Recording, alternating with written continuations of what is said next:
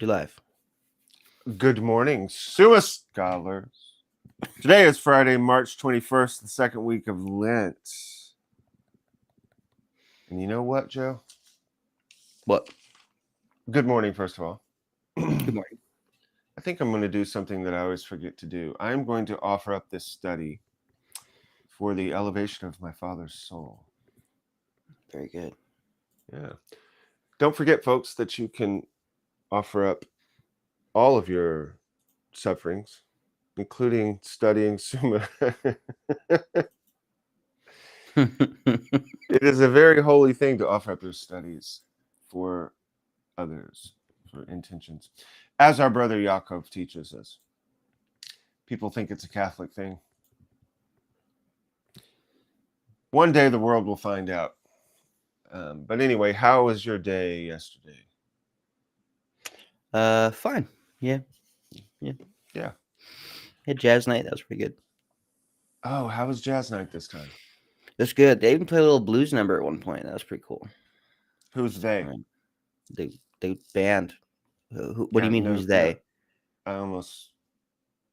I don't know them. I don't know their names.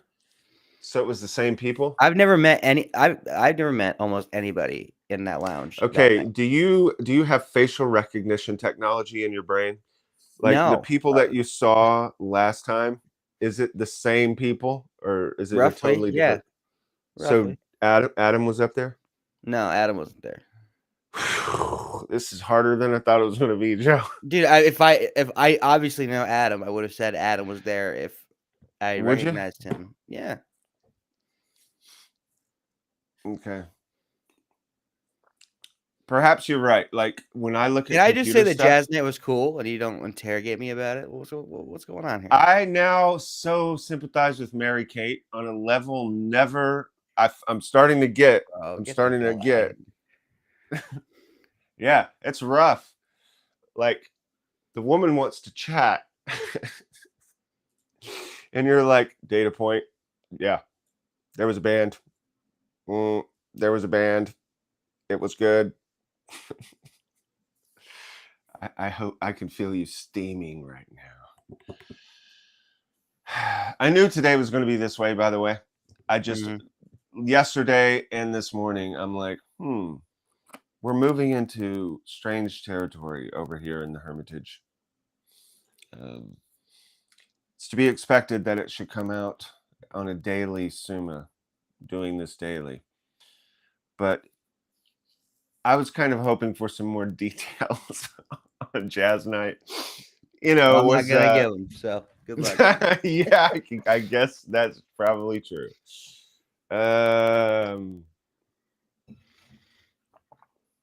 It was good. I spent all my talking to Dodie. That's what I did. No wonder you're in a hard mood. Just kidding. I'm in a hard mood because I'm extremely tired, and yet I'm here. Yeah. Well, you know what? Today's probably going to be a short class. So. Yeah, I'm sure. I'll zip through it as quickly as possible. You know, we're ever getting closer. Today is the 21st. This month will be over, and then it'll be time for me to be back.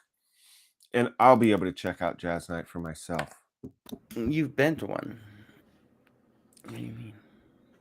Well, I've also had sex, but I sometimes might want to do it again and see if it's different somehow.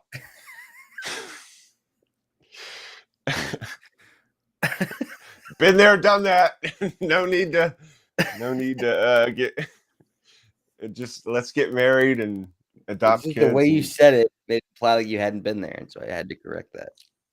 Yeah, no, I'm eager to get back and hang out with the crew and see the ever-evolving face of that city that we're in. So it started snowing last night. Did it snow there? I don't think so, but I haven't looked out yet today. Yeah, it snowed. It's like a weird drop into the upper 20s, and then now we're back to spring. Today's going to be, the forecast is sunny and in the high 50s. Yeah, ground's clear over here. Yeah. Well, I think we're more lake effecty, but get some colder stuff. So yeah, but back into spring today. Spring has sprung. There was something else. Doing these studies for intentions. I started off with my father's soul, although he's gotten plenty. The old man's gotten plenty, you know. he gets a lion's share. He gets a good share of the prayers over here. But and then there was something else that I never do. Oh, we should start off with the map since we're in Lent. Where is St. Thomas's skull now in the desert? I don't know. Let's see what this. Like I said, I can't really read this thing, man. Let's see what we got. Oh yeah, that's right. We moved up into the deep desert, like we're off of the peninsula now. Rimon Pereire. I can't remember what that means, but I do know there's a section of travel. I know from doing this for I think 2 years now. The map thing. I have this. If you guys don't know, I have the map out on the table out there, and I move a little skull that used to be a skull on this Chotki that Mother Natalia made for me, but because it's a little too tight, I suppose, every time I would pull it off, these plastic skulls would start popping off. Pew pew. That's the noise they make when they pop off, by the way. Pew pew. And I've had them reserved in a box, and I'll put them back on someday. But I said to Joe, "Can you put the skull moving around on this map?" And he brilliantly took the photo of St. Thomas's skull and made St. Thomas Aquinas' skull, the skull that's moving as we memento mori through the desert. But there's a section of times where nothing happens. It's just, and they camped at Remoth Gilia or whatever, and they moved and camped at such and such. It's kind of, at the beginning, there's like stuff happening, you know? There's the waters of Maraba, which are the waters of bitterness. And then there's a rebellion. And then you go down further and they're at the coast and they get to camp out at Elim, I think it was. And there's 12 springs of water and 70 date trees full of mystical meaning, of course. And then they go down further, and there's the battle of Rephidim and the battle with Amalek, and then of course Mount Sinai. You have the Sinai revolution. Well, it was a revolution. The Sinai revelation, but then it gets to the boring part. Just like in Lent, the slog, the grind, and there's nothing happening. It's just, and they camped at this place, and they camped at that place. Boringness. That's why in my novel, when they first enter into the monk's cave, he's sitting there with a rabbi, just, chilling. And he's a hermit that lives on the monastic property, and they're visiting. And it was like, yeah, we were just talking with Asher if the journey through the desert might be a algorithm. It's like the first line when you meet Brother Dionysius. Just chatting with Asher if the journey through the desert might be an algorithm. Stuff going on there. Okay, let's go to this thing and get out of here as quickly as possible and enjoy this beautiful, beautiful day. We are on page 105, How God is Known by Us. Knowledge, understanding, apprehension. Question 12, Article 4. We were talking about whether any created intellect by its natural powers can see the divine essence. Well, we're guessing not, but we're doing a long extended meditation on the presence of God. Father James Brent. That reminds me, I was going to say something about, I will reserve it perhaps for tomorrow, but I was going to say something about a video that just went up on Pints with Aquinas, old Matt Fradd's channel. You know old Matt Fradd, Joe? I've heard of him. Yeah, good fella, fun to hang out with. Old Fraddy. which he probably wouldn't like me saying that, or maybe he would, maybe he didn't care, but it rolls off the tongue. He does Father Pine, Gregory Pine, does stuff on his channel, does like a little teaching. Of course, Father Gregory Pine, for you who don't know, is a Dominican and an expert on St. Thomas. He would kill it doing a teaching of the page.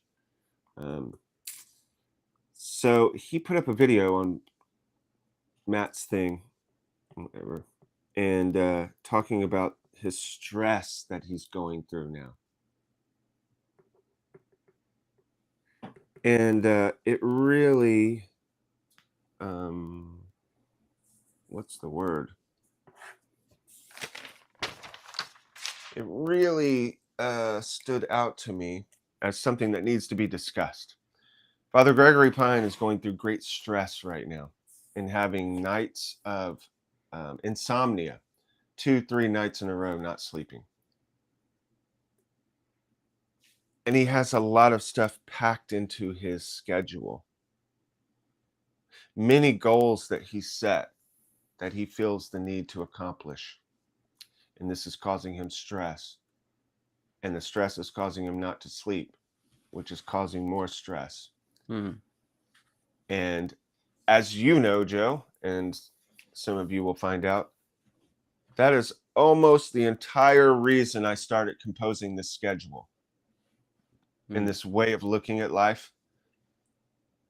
And so I want to revisit that, but let's just put a pin in that for now because we need to get going. We're trying to keep this under 45 minutes. But we need to discuss one of our fellow brothers who's also a father, who's also a monastic, who also has the divine office and all the stuff you're supposed to be doing, and is living a stress-filled life, much like a Wall Street executive or a worldly lawyer. I know that's harsh, but it is what it is. We need to talk about this, people. Priestly burnout. These things ought not so to be. Okay, let's go. Article 12 and 4. Therefore, if to see the essence of God is above the nature of every created intellect, it follows that no created intellect can reach up to see the essence of God at all. By the way, this is an objection. This isn't Thomas's teaching. It's the opposite of Thomas's teaching. But this is false, as appears from what is said above in Article 1. Therefore, it seems that it is natural for a created intellect to see the divine intellect.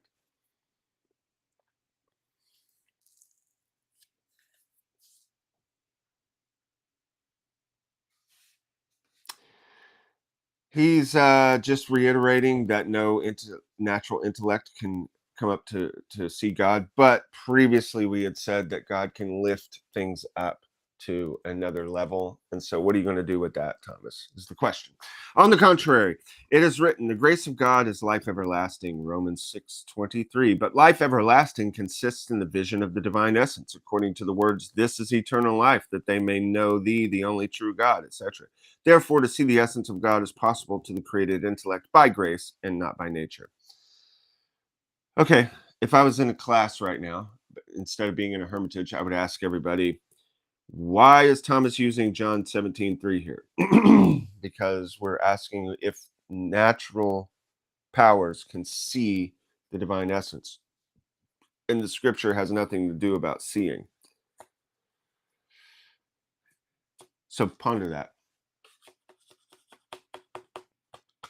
I won't burden you with asking you, Joe, because you're busy keeping this beaver galleon sailing in the proper orientation in the stars over here. The answer is the word no. He had said previously that when we say the word see, we're not always talking about corporeal vision. We're talking about apprehension, epiphany. I see. So that the point of all existence is that we might come to see thee or know thee, the only true God. Also, it's important to remember that in Hebrew, the word know is the same word dot, dot, the same word used. Adam knew his wife Eve. This is why we need a long extended meditation and to prepare yourself for what you're about to receive. it's like the real true equivalent of the perversion that's in the first lyric of AC/DC's For Those About to Rock. Stand up and be counted for what you are about to receive. That's a good first lyric, by the way, for a rock and roll song. But I'm just saying it's a borrowing from what came before, which is theological in nature. Or today's reading in the divine office, Moses is telling the people to prepare yourself.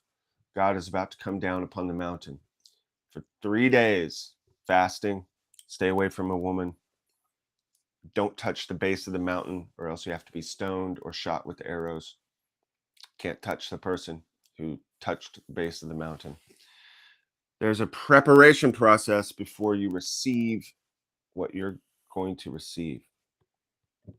A kli has to be made, a vessel. What you're about to receive is the vision of God, which is the knowledge of God, which is Adam's wife coming to know him. So let us prepare ourselves for this adventure. I answer that it is impossible for any created intellect to see the essence of God by its own natural power. Okay, Thomas, we just leave it at that. Let's just move along. For knowledge is regulated according to the thing known, according as the thing is known in the knower. Oh yeah, he's going to start using Boethius type philosophical things. I'll explain what I mean later. But the thing known is in the knower according to the mode of the knower. He didn't quote Boethius here, but this is a famous Boethiusism. That which is known, that which is contained by the mode of the container. Altogether, folks, that which is contained by the mode of the container. That's the famous statement. What does it mean? Well, it's a philosophicalism. And so it's really quite simple, but it sounds difficult. It's hard to follow. And you have to say it that way. It's not just philosophers trying to be fancy. You have to say it that way because of precision of language. But essentially, what is contained by the mode of the container. This vessel is a container. It holds coffee. It is held by the mode of this container. So it contains this much, which is about the amount that is, for the average normal human, is a nice, pleasant serving of coffee. It is not like a granary bin. A granary bin is also a container, but its mode of containment is much larger. Or let's say that this was a sieve or a sieve. Sieve. That thing that you use to strain the water out of your spaghetti. If this was a sieve and I put my coffee in it, the mode of that container is not concomitant with coffee. The coffee would just spill out. But that kind of a sieve is good. That mode of containment is good for spaghetti and water because you're wanting to make a separation. Whatever is contained by the mode of the container. Or again, what I'd said previously about myself, a famous conductor of, let's say, the Pittsburgh or Cleveland Symphony Orchestra, myself, you, Joe, and Daisy the dog going in to listen to Mozart's 23rd Piano Concerto. We're all our container, that music, it's the same music. Everybody's hearing the same thing, but it will be contained within each of us, the conductor, myself, you, Joe, and the dog, in a different mode, by the mode of our ability to contain it. Some things will be grasped, and some things like the sieve will just not even be perceived. That which is contained by the mode of the container. That's a biggie, folks. That's one to think about, meditate on, and understand. Hence, the knowledge of every knower is ruled according to its own nature. If, therefore, the mode of anything's being exceeds the mode of the knower, just like Daisy listening to that concerto, It must result that the knowledge of the object is above the nature of the knower. Now, the mode of being of this thing is manifold, of things is manifold. For some things have being only in this one individual matter, as all bodies, but others are subsisting natures, not residing in matter at all, which, however, are not their own existence, but receive it. And these are the incorporeal beings called angels, melachim. But to God alone does it belong to be his own subsistent being. Surprise, surprise. Therefore, what exists only in individual matter we know naturally, for as much as our soul, whereby we know, is the form of certain matter. Now our soul possesses two cognitive powers.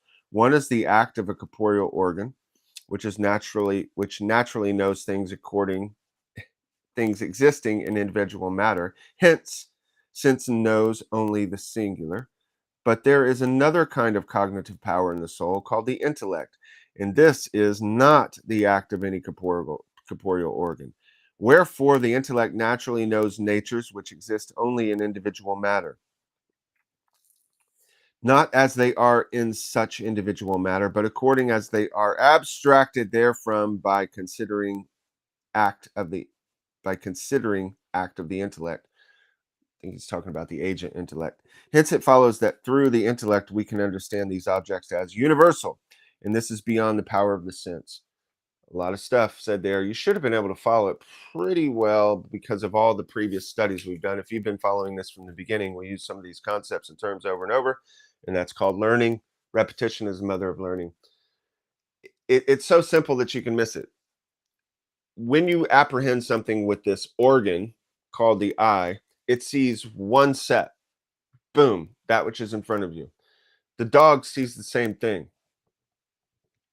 But you're able to do something the dog can't do. You're able to abstract a universal principle from these same things you're seeing. The dog looks out and sees the horse and goes, bark, bark. What is this creature in my keen, in my purview? Is there danger? Instinctually, you are able to look and see the exact same thing in abstract horsiness and realize there's nothing danger here. He's behind a fence. You're able to kind of put things together in an abstraction and get a universal concept, and then you're able to start playing with universals because you have a universal knowledge of things given to you as a gift from God. You're able to start playing with what this could mean and what this could do and what this can't do. The horse can't get to us. It's not a danger. It's set still. Set behind a boundary. Other type of concepts you're able to then put together of what that means, how you're able to, and also to philosophize about horsiness and essences. So you're able to abstract universal principles. So we live in the both realms. The angels only live in the realm of the intellectual, and that's what he's trying to say here. He's trying to point out and make it very clear of what's happening in you that you don't think of daily. You just kind of do it. You don't think of the difference and meditate on this presence within you that's allowing you and gifting you the ability to just do all this. God's really doing it for you. You just kind of have the responsibility of kind of making little toggling decisions like in the video game, left or right, this or that, but the whole thing's being moved for you by that which is commonly referred to as God.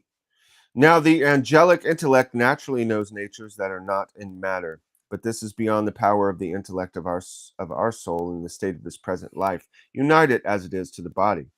It follows, therefore, that to know self-subsistent being is natural to the divine intellect alone, and this is beyond the natural power of any created intellect, for no creature is its own existence, for as much as it exists, its existence is participated. Therefore, the created intellect cannot see the essence of God unless God, by his grace, unites himself to the created intellect as an object made intelligible to it. It's tricky language. ut intelligibile ab ipso. Of itself. That's interesting. I'd love to hear what Ryan Budd has to say about this term here. Ut intelligibile ab ipso. Ipso. Because the reason I'm pausing here to ponder is because of the word object. Object is something standing outside of you. The real way that the divine vision must happen is, as I said before, that we become him. I'm not gonna have a debate with Thomas right now, but this would also bring in a bunch of the other stuff I was wanting to talk about with this subject, as far as what we talked about in the retreat about gaming and being in the same room and how things are seen in vision. But God you will never stand outside of God and see him. It's impossible. Okay, let's just move on. This is a flyover. This is Milk of the Word, people. And we are meditating on the presence of God in our lives, at the wonder that is the not knowing everything. Reply to Larry, objection 1. The mode of knowing God is natural to an angel, namely, to know him by his own likeness, refulgent in the angel himself. But to know God by any created similitude is not to know the essence of God, as was shown above in Article 2. Hence, it does not follow that an angel can know the essence of God by his own power. Refulgence is nice. He knows him by the refulgence of the glory within him. I like it that. But not by his own intellectual power. Reply to objection 2. The angelic intellect is not defective. If defect be taken to mean privation, as if it were without anything which it ought to have. Again, we're using the word perfect like the stack of wood making the fire, where all the guys stand around and watch them make it, and finally it says that's perfect. We're not talking about perfect. We're talking about perfect according to what the mode of the thing referred to. So Thomas is just saying angels aren't defective in themselves, the way they're made, but they are defective as compared to God, as if it were without anything it ought to have. But if the defect be taken negatively, in that sense, every creature is defective when compared with God, for as much as it does not possess the excellence which is in God. Amen. Reply to objection 3. The sense of sight, as being altogether material, cannot be raised up to immateriality. Your eye works as an eye, and that's it. Dog eye works as dog eye. Eyes work as eyes. It's just that we've been given this other ability, super added to it, where we can abstract and rationalize from the same vision that dogs and others have. Yes, I'm aware they see differently than us. You get the point, though, I think. But our intellect, or the angelic intellect, inasmuch as it is elevated above matter in its own nature, can be raised up above its own nature to a higher level by grace. The proof is that sight cannot in any way know abstractly what it knows concretely, for in no way can it perceive in nature except as this one particular nature, whereas our intellect is able to consider abstractly what it knows concretely. Now, although it knows things which have a form residing in matter, still it resolves to the composite into both of these elements, and it considers the form separately by itself. We can consider horsiness. We can sit and ponder those things apart from actually seeing or interacting with the concrete thing in front of us.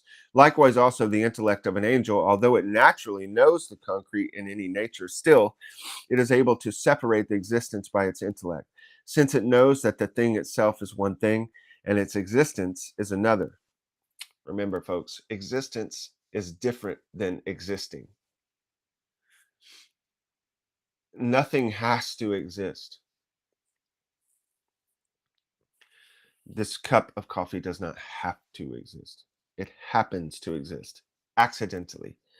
Since, therefore, the created intellect is naturally capable of apprehending the concrete form, and the concrete being abstractly by way of a kind of resolution of parts, it can by grace be raised up to no separate subsisting substance and separate subsisting existence. Okay. A long drawn out thing to say, that the corporeal sense is different than the abstracted knowledge of what your eye sees. Just realize two different things are happening, and it's beautiful. It's a great gift that we are able to philosophize, separate forms, think on this other level. And that's part of the ladder that is in the fourth compartment of our shield of the Daily Summa logo. That ladder of understanding that's leading us to God, if we can only ascend it with humility. No one can actually ascend the mountain of God, but God can, as Therese said, in a great elevator, lift you to himself by grace through the elevator called humility. The way up is the way down. Article 5, whether the created intellect needs any created light in order to see the essence of God. Let's see what Larry thinks. Larry says, it seems that the created intellect does not need any created light in order to see the essence of God. I think we remember that it's the light of glory that sees it. In his light, we see light itself. So why are we repeating? As I said before, we're staring at our beloved's hands and just enjoying learning about him. For what is of itself lucid and sensible things does not require any other light in order to be seen. Therefore, the same applies to intelligible things. Now, God is intelligible light. Therefore, he is not seen by means of created light. Thomas is probably going to go off into the nature of the created light. What is the light of glory? That would be tomorrow, folks. Stay tuned because we are coming to the end of the page. Reply to objection 2. Ralph. Further, if God is seen through a medium, he is not seen in his essence. But if seen by any created light, he is seen through a medium. Therefore, he is not seen in his essence. If Thomas, if you just said God can be seen in his essence and he's seen by a created, then God cannot be seen by any medium, then therefore he's not seen in his essence because you said he's seen through a created light. Thomas is going to have to unravel that little mystery that Ralph is talking about, but that will be for tomorrow because we've come to the end of the show. How did we do on time, Joe? 32 minutes. Wow. Mm-hmm. Do you have anything to add, or do we want to say anything else about this? Nope. Folks, this is all straw. Go meditate and go pray and be alone in silence with your beloved. Have a good one, guys.